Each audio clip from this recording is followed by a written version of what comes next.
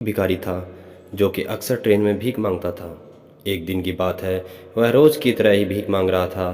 तब उस ट्रेन के अंदर एक सूट बूट वाले व्यक्ति को देखा, जिसे देखकर भिखारी को लगा कि ये व्यक्ति भीख में ज़रूर कुछ अच्छा देगा।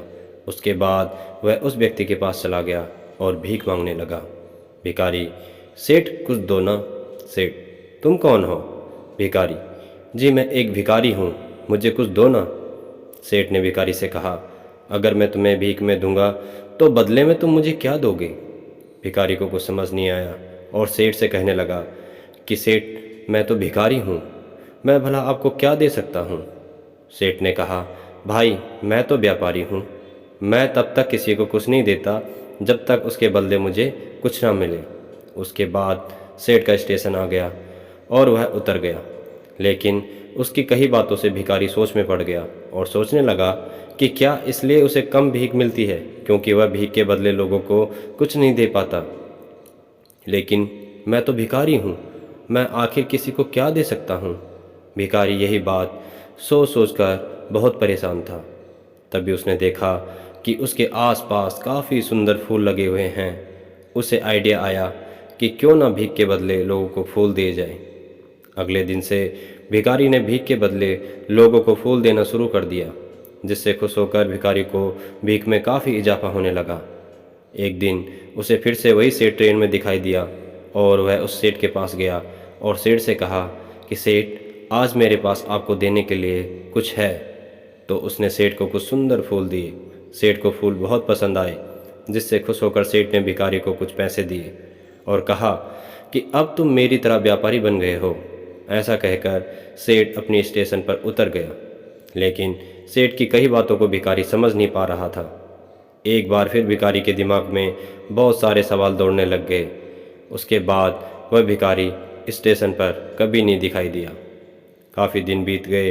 तकरीबन 1 साल के बाद दो व्यक्ति सूट बूट में आमने सामने बैठे हुए थे। तब एक ने दूसरे से कहा कि साहब आपने मुझे पहचाना?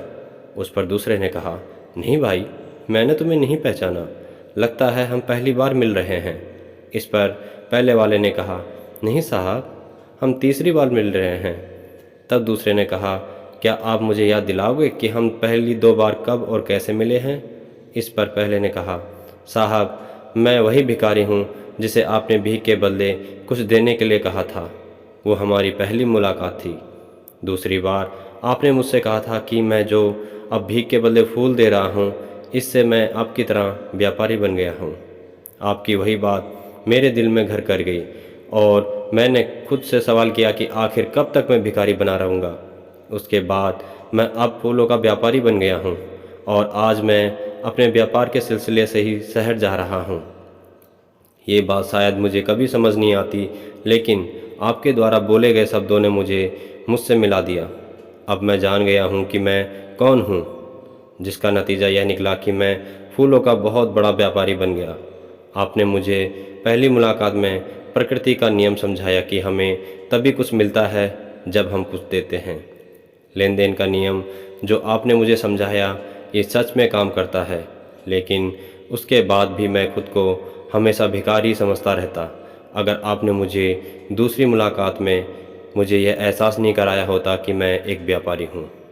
अब बस समझ की बात है कि इस भिखारी ने जब तक खुद को भिखारी समझा वो भिखारी ही बना रहा, और जब उसने खुद को व्यापारी मान लिया वह व्यापारी बन गया।